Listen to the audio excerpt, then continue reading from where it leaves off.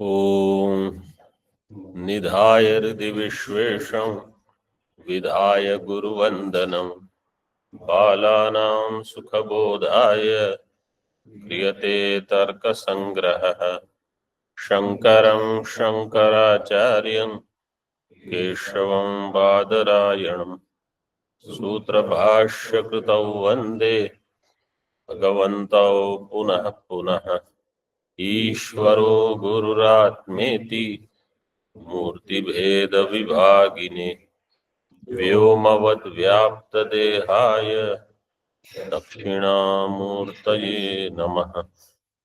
ओम शांति शांति शांति।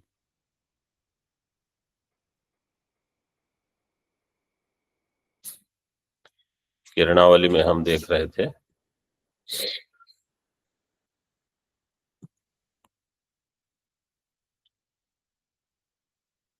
पृष्ठ क्रमांक 40 पर अंत में बताया था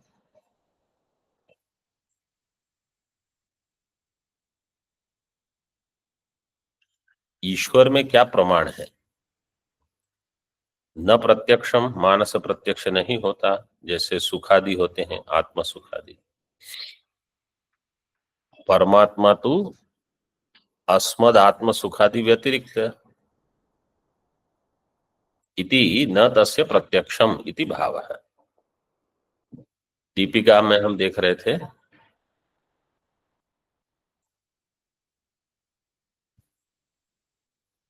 नापि अनुमानम, 41 पृष्ठ पर प्रथम पंक्ति में नापि अनुमानम लिंगा भावात। ईश्वर में प्रत्यक्ष प्रमाण नहीं है पूर्व पक्षी के मत में, और अनुमान प्रमाण भी नहीं है क्योंकि वहां कोई लिंग नहीं है। नापि आगम है, और कोई आगम प्रमाण नहीं है। तथा विध आगम अभावात इति चेत। यहां तक पूर्व पक्ष है। टीका में देखो, हाँ ये देख लिया था ना हमने। न, ठीक है, आगे देखिए। इति चेत न क्षित्यंकुरादिकम कर्तृजन्यम कार्यत्वात् घटवत् इति अनुमानस्य प्रमाणत्वात्। इस अनुमान को कंठस्थ कर लेना, इस पंक्ति को। क्षित्यंकुरादिकम कर्तृजन्यम कार्यत्वात् घटवत्, ये किसमें प्रमाण है? ईश्वर की सिद्धि में। ऐसे अधिक प्रमाण भी दिए हैं न्याय सिद्धांत मुक्तावली में, यहां एक दिया है। इति अनुमानस्य प्रमाणत्वात्। टीका में क्षित्यंकुरादिकम पक्ष है। क्षित्यंकुरादिकम ये पक्ष हो गया। क्षिति ही का अर्थ है स्थूला पृथ्वी। जो स्थूल पृथ्वी है वो क्षिति। अंकुरम द्व्यणुकम, अंकुर से द्व्यणुक लिए हैं। मतलब जो कार्य है परमाणु का कार्य होगा प्रथम कार्य। अंकुरम द्व्यणुकम। फिर आदि दिया है, क्षित्यंकुरादिकम। आदि, आदि ना तद घटादि ही। तद घटादि ही, तद घटादि क्यों कहा, घटादि क्यों नहीं कहा?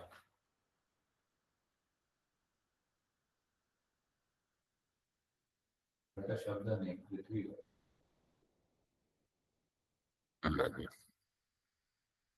दृष्टांत,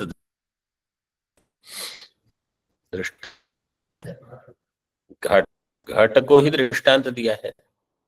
तो कोई कहेगा कि आप घट को अगर दृष्टांत दे रहे हो तो पक्ष में उसको कैसे ले रहे हो? इसलिए तद घटादि से अन्य घट को लिए हैं, क्योंकि घट दृष्टांत में है।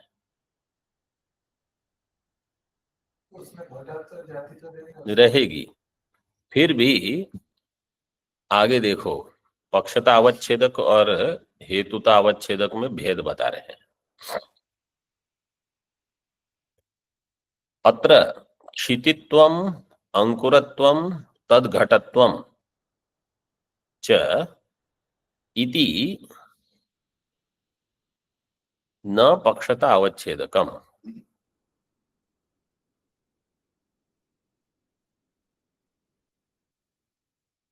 क्षितित्वम अंकुरत्वम तद्घटत्वम च इति न पक्षता, मतलब हर एक, जैसे आपने कहा ना घटत्व आ जाएगा, उसको पक्षता अवच्छेदक नहीं लिया, किंतु तत्रय साधारणम स्वरूप संबंध रूपम कार्यत्वम पक्षता अवच्छेदकम। लेकिन इन तीनों में जो साधारण है, मतलब जो समान है अथवा सामान्य है, वो क्या है? स्वरूप संबंध से जहां कार्यत्व रहेगा, स्वरूप संबंध रूपम कार्यत्वम, वो कार्यत्व को पक्षता का अवच्छेदक लिया है। तद अवच्छिन्न पक्ष। मतलब क्या कहना क्या चाहते हैं? हेतु देखो, इस अनुमान में हेतु क्या है? कार्यत्व। तो जो कार्यत्व वाला है, क्षिति मतलब पृथ्वी में कार्यत्व रहेगा, रहेगा।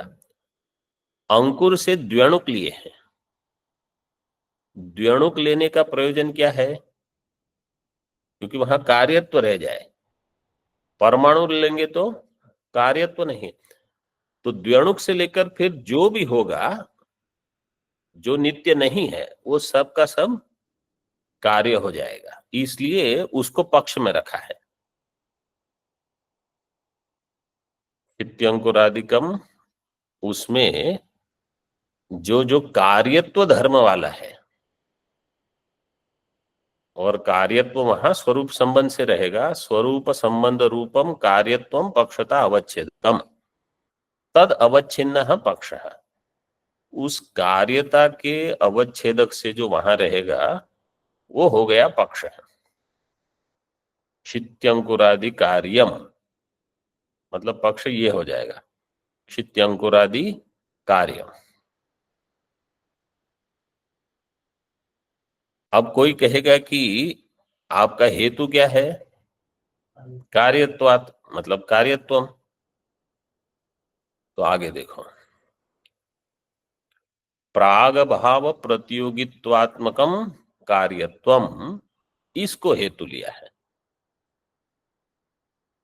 कौन सा कार्यत्वम? प्राग भाव प्रतियोगित्वात्मकम, जो प्राग भाव का प्रतियोगी होगा, मतलब जो अभी कभी नहीं है, बाद में होगा। प्राग भाव प्रतियोगी मतलब जिसका प्राग भाव हो, ऐसी वस्तु। तदात्मकम कार्यत्वम, ये है हेतु। ऐसा कहने से क्या लाभ हुआ? तेन न पक्षता अवच्छेदक हेतु हो ऐक्यम, इससे पक्षता अवच्छेदक और हेतु के बीच में ऐक्य नहीं होगा। मतलब पक्षता अवच्छेदक भिन्न होगा, हेतु भी भिन्न हो गया। पक्षता का अवच्छेदक क्या बताया? स्वरूप संबंध रूपम कार्यत्व। और हेतु क्या बताया? प्राग भाव प्रतियोगित्वात्मकम कार्यत्व। इसको मतलब पकड़ में रखना है इसको। एक में कार्यत्व तो समान लग रहा है, अगर केवल ये ऐसे व्याख्या नहीं करते, केवल ऐसे ही अनुमान दे देते, तो दोष ये आता कि पक्षता अवच्छेदक और हेतु दोनों समान हो जाते। तो कोई कहेगा तो अच्छा ठीक है, उसमें दोष क्या है? तो आप समझो, हमारा जो साधारण दृष्टांत है, पर्वतो वन्यमान, पर्वतत्वात्, समझो ऐसे हमने हेतु दिया, पर्वतो वन्यमान पर्वतत्वात्। पक्षता का अवच्छेदक क्या हो जाएगा? पर्वतत्व, और हेतु क्या होगा? पर्वतत्व। तो इसमें दोष क्या है? वो तो ठीक है, तो लेकिन उसमें दोष आपत्ति क्या हुई? भले हो।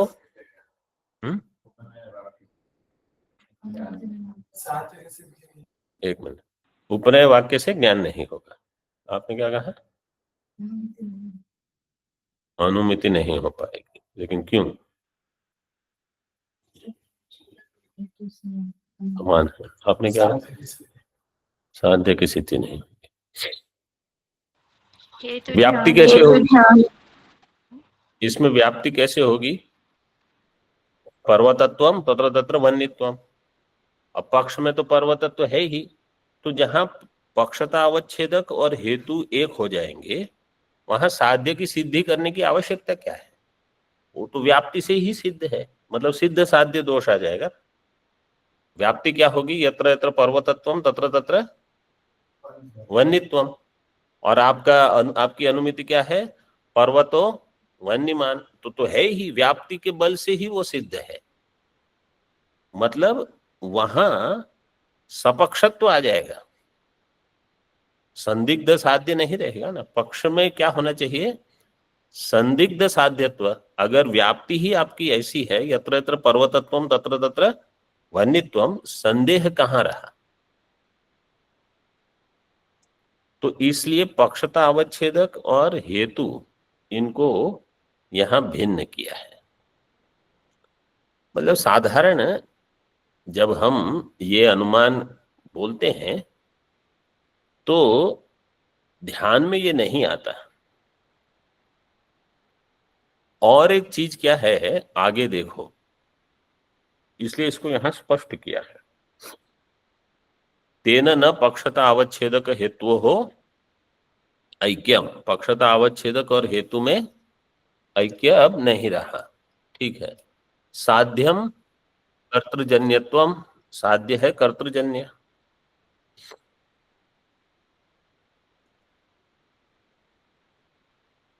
हाँ, what is the question? Swami ji, स्वरूप संबंध रूपम कार्यत्वम और प्राग भाव प्रतियोगित्वात्मकम कार्यत्वम के भेद के बारे में अगर स्वामी जी कुछ कहें तो थोड़ा स्पष्ट होगा।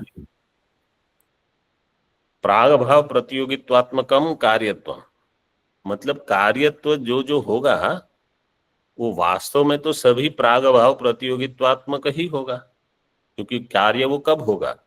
जब उसका प्राग भाव होगा, फिर उसकी उत्पत्ति होगी तो प्राग भाव का नाश हो जाएगा। और कार्यत्व अपने अधिकरण में स्वरूप संबंध से ही रहेगा। जैसे घट है कार्य, तो वहां रहेगा कार्यत्व। कार्यत्व किस संबंध से रहेगा? स्वरूप संबंध से। लेकिन केवल कार्यत्व कहने के बदले वो एक विशेषण जोड़ दिया है दोनों में। पक्ष में दे दिया स्वरूप संबंध रूपम कार्यत्व, क्योंकि वो क्षिति वास्तव में अगर आप देखो, क्षिति में प्राग भाव प्रतियोगित्वात्मकम रहेगा कार्यत्व, अंकुर में प्राग भाव प्रतियोगित्वात्मकम कार्यत्व रह जाएगा, और तद घटादि मतलब अन्य जो भी है सभी में प्राग भाव प्रतियोगित्वात्मक कार्यत्व रहेगा। लेकिन उसको अवच्छेदक नहीं माना। अवच्छेदक किसको माना है? स्वरूप संबंध रूप को। जैसे पर्वत में पर्वतत्व रहेगा और पर्वत में वृक्ष भी रहेंगे, ठीक है। लेकिन अवच्छेदक वहां केवल पर्वतत्व को माना है, अन्य अन्य चीज को अवच्छेदक नहीं माना। ये भेद देखना है। मतलब अवच्छेदक जब हम कहते हैं तो वही निमित्त बन रहा है पक्ष में रहने के लिए। तो यहां पक्ष में रहने के लिए निमित्त क्या बना? स्वरूप संबंध रूपम कार्यम, कार्यत्व। जहां जहां स्वरूप संबंध से कार्यत्व रहेगा वो सब का सब पक्ष में है। ठीक है। दृष्टांत आप दे रहे हो घट, वह घट जो है वो कार्य है, घट भी कार्य है। अगर घट कार्य है तो क्षित्यंकुरादिक से भिन्न कैसे है? वो पक्ष से भिन्न नहीं हुआ दृष्टांत, ठीक है ना।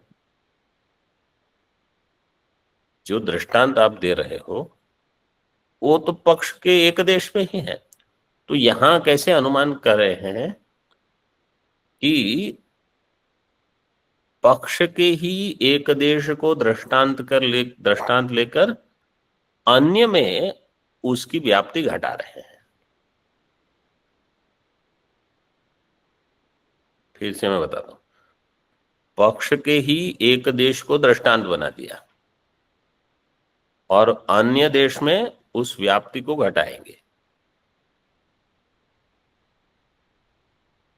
और नहीं तो फिर आपको व्यतिरेकी दृष्टांत आदि ढूंढने पड़ेंगे।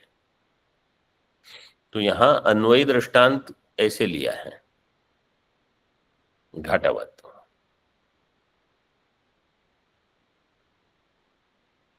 टीका में देखो, घट इति दृष्टांत है यथा घटे उपादानम समवायी कारणम कपालद्वयम। घट का उपादान कारण है कोई समवायी कारण, वो कपालद्वय है। मतलब दृष्टांत यहां कैसे अनुमान कैसे कर रहे हैं आप, ऐसे थोड़ा पंक्ति के बाहर समझो तो समझ में आ जाएगा। अगर यह घट कोई एक घट है, इस घट को उत्पन्न करने के लिए आपको कुलाल की आवश्यकता है। घट अपने आप नहीं बना, तो जैसे घट की उत्पत्ति में एक कुलाल की आवश्यकता है, इसी प्रकार चित्यांकुरादिकम की उत्पत्ति के लिए एक ईश्वर की आवश्यकता आपको माननी पड़ेगी, ये बताना चाहते हैं।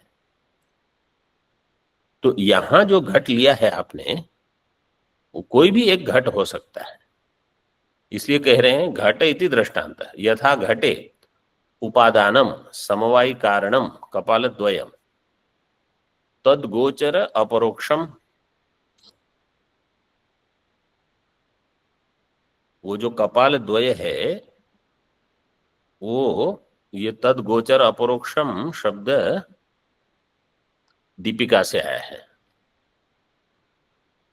दीपिका में दिया है उपादान गोचर अपरोक्ष ज्ञान चिकीर्षा कृतिमत्वम कर्तृत्वम।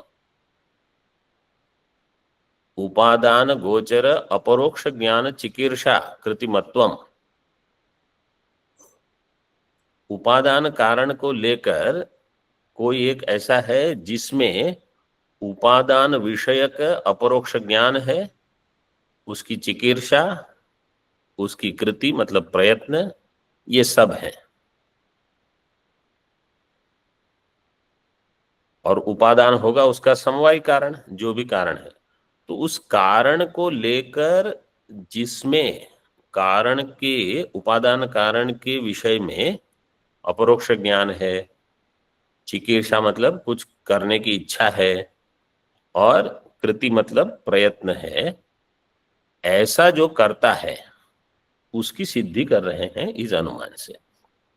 तो जैसे घट में होता है कुलाल, देखो यथा घटे उपादानम समवायी कारणम कपालद्वयम तद गोचर अपरोक्षम,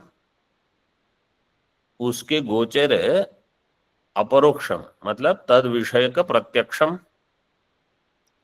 ज्ञान चिकीर्षा कृति ये तत्रयम, जिसमें है तद्वान कुलाल एव सच कर्ता भवति, वही इसका कर्ता होगा। तो सिद्धि यहां कर्ता की कर रहे हैं कि जैसे चित्यांकुर, जैसे घट में एक कर्ता है जो घट के उपादान कारण का अपरोक्ष ज्ञान, उसकी चिकीर्षा और उसकी कृति वाला है, वही उसका कर्ता होगा। तथा क्षित्यंकुरादीनाम उपादान कारण परमाणुवादय है। अब क्षित्यंकुरादि इनका उपादान क्या होगा? परमाणु, परमाणुवादय है। तद गोचर अपरोक्ष ज्ञान चिकीर्षा कृतिमान ईश्वर एव भवितुम अर्हति सह सिद्ध है। तद गोचर, अभी परमाणु किसको गोचर होंगे और उनका अपरोक्ष ज्ञान, उसके बारे में कुछ कार्य के निर्माण की इच्छा, चिकीर्षा, और फिर प्रयत्न, कृतिमान ईश्वर ही हो सकता है। ईश्वर एव भवितुम अर्हति, ईश्वर एव भवितुम अर्हति, इसको साधारण आप कैसे समझोगे? जीव, जगत और ईश्वर, तीन चीज हम मानते हैं। तो अब जगत की रचना है, जगत की रचना कैसे हुई? तो स्वतंत्र उसकी रचना हो नहीं सकती, क्योंकि वो जड़ है। कहीं हमने ये देखा नहीं है कि जड़ अपने आप में निर्मित हो जाएगा, अपने आप ही उत्पन्न हो गया। तो आप जीव को पूछो कि भाई आपने इस जगत को बनाया है, तो जीव क्या, मतलब देवदत्त को अगर पूछा जाए कि आपने इस सूर्य, चंद्रमा, आकाश आदि बनाए हैं, तो नहीं। और अगर अन्य जीव को पूछा जाए, मतलब इस देवदत्त को कहा जाए कि आपको लगता है चैत्र ने बनाया होगा या मैत्र ने बनाया होगा, बोले नहीं, ये किसी जीव का सामर्थ्य नहीं है इसमें। ईश्वर की सिद्धि, मतलब ईश्वर की सिद्धि के विरोध में बहुत सारे दर्शन खड़े हैं, उन सभी को आपको उत्तर देना होगा। अगर हम कहते हैं कि हमारे पास श्रुति प्रमाण है, वो सभी लोग नहीं मानते। अब जैसे बौद्ध कहेंगे ये संघातवाद है, संघात अपने आप मिल गया। अपने आप मिलके क्या बनता है, आप बताओ? आप बौद्धों को कहो कि आपका संघ अपने आप चलता है? कुछ नहीं चलता। कोई ना कोई चेतन की सिद्धि आपको करनी होगी जो जीव से विलक्षण है।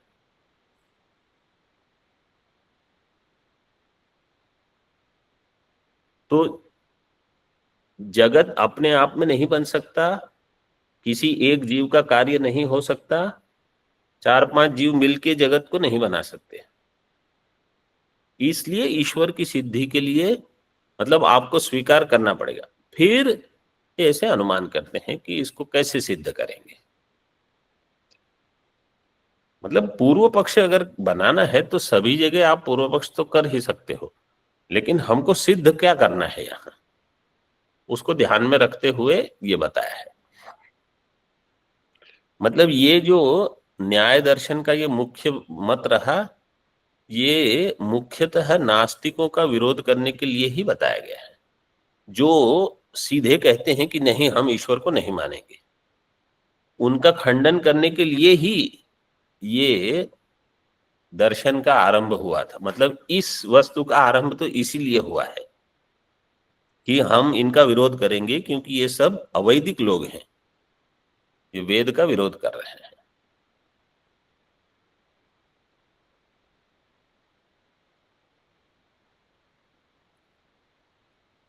तथा क्षित्यंकुरादीनाम उपादान कारण परमाणुवादयः तद गोचर अपरोक्ष ज्ञान चिकीर्षा कृतिमान ईश्वर एव भवितुम अर्हति इति सह सिद्धः, सह ईश्वरः सिद्ध।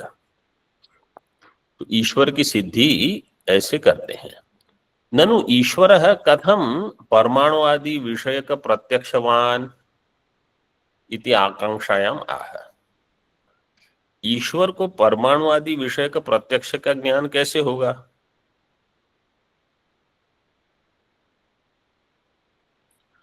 दीपिका में सकल परमाणुवादी सूक्ष्मदर्शित्वात् सर्वज्ञत्व, सकल परमाणु को परमात्मा देख सकते हैं।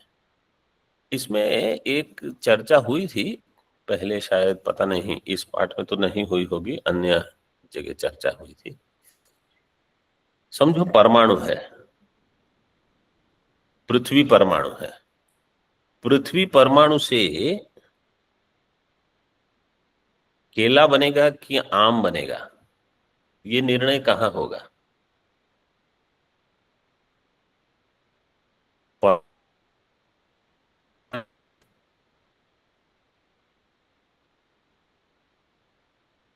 कुछ परमाणु मिलकर केले का वृक्ष बन गया और कुछ परमाणु मिलकर आम का वृक्ष हो गया।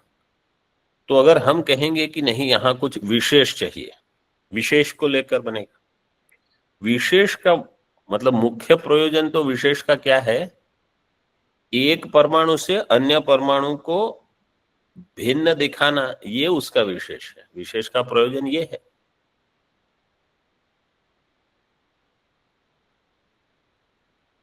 तो क परमाणु और ख परमाणु में जो भेद रहेगा वो विशेष बताएगा। लेकिन इन परमाणुओं को मिलकर केला बनेगा और इन परमाणुओं को मिलकर आम बनेगा, वो विशेष वो थोड़ी बताएगा। मतलब उत्तर तो हमको ये मिला कि विशेष से होगा, लेकिन मतलब समाधान नहीं हुआ मेरे प्रश्न का। तो मतलब वहां ये सर्वज्ञत्व जो है ना ईश्वर का, वही निश्चय करेगा कि भाई इन परमाणुओं से हम जो चाहते हो बनाएंगे। इनसे ये सभी पृथ्वी है, क्योंकि पृथ्वी परमाणु में कोई भेद नहीं है। अग्नि, जल, वायु, इनमें तो इतना कोई भेद मतलब वैचित्र्य हमको नहीं ज्ञापित होता। वो तो सब एक ही है, जल जल ही है। पृथ्वी में ही इतना वैविध्य है, और मनुष्य के द्वारा बनाया हुआ नहीं, पहले से ईश्वर की रचना में ही है। कितने प्रकार के वनस्पति, पुष्प है, फल है, सब। तो परमाणु में केवल विशेष ही नहीं, वहां मतलब ये सर्वज्ञ ईश्वर की ही जो चिकीर्षा है कि ये होगा वो होगा। परमाणु में तो कितनी विशेष में कितनी चीज होगी। विशेष तो केवल अपने आप को अन्य से विशेष बताता है, ये है विशेष का नाम। ठीक है, फिर भी चिंतन का विषय है ये। सकल परमाणु आदि सूक्ष्मदर्शित्वात् सर्वज्ञत्वम्। ठीक है, सकलानाम परमाणु आदि सूक्ष्म पदार्थानाम दर्शित्वात्, समस्त परमाणु आदि सूक्ष्म पदार्थ को देखने वाला, नित्य प्रत्यक्ष ज्ञानवत्वात्, वहां नित्य प्रत्यक्ष ज्ञान, नित्य ज्ञानवान और प्रत्यक्ष, सर्वज्ञत्वम तस्य, इसलिए वह सर्वज्ञ है। यथा श्रुति ही, मूल में दी है श्रुति, यह सर्वज्ञ सह सर्वविद नहीं है। वास्तव में मुंडक श्रुति क्या है, यह सर्वज्ञ सर्वविद, सह सर्वविद नहीं है। ये न्याय सिद्धांत मुक्तावली में भी ऐसे ही उद्धृत की है, यह सर्वज्ञ स सर्वविद। कहीं वेद में अन्य हो सकता है, हम उसका निषेध तो नहीं कर सकते, लेकिन मुंडक में ऐसे नहीं है। इति आगमो अपि तत्र प्रमाणम। टीका में यह सर्वज्ञ स सर्वविद इति, विद धात्वर्थो विशेष रूपेण ज्ञानम, ज्ञा धात्वर्थ है सामान्य रूपेण ज्ञानम। ये भाष्य मुंडक का ऐसे ही है, जिसको याद होगा। भाष्य कैसे है, सामान्य न जानाति इति सर्वज्ञ, हाँ, विशेषेण जानाति इति सर्वविद, ऐसे वहां भाष्य दिया है। यहां वैसे ही अर्थ किया है। ऐसे विद धातु का अर्थ भी ज्ञान है और ज्ञा धातु का अर्थ भी ज्ञान ही है। सामान्य विशेष ये भेद वहां नहीं है धातु में। तत्र च यह सर्वविद सह सर्वज्ञ। अब टीकाकार कैसे कहते हैं, इसको व्यत्यास करके पढ़ो। मतलब यह सर्वज्ञ सर्वविद ऐसे नहीं, यह सर्वविद सह सर्वज्ञ। जिसको सबका विशेष ज्ञान है उसको सबका सामान्य ज्ञान तो है ही, ऐसे इसको कहते हैं व्यत्यास करना।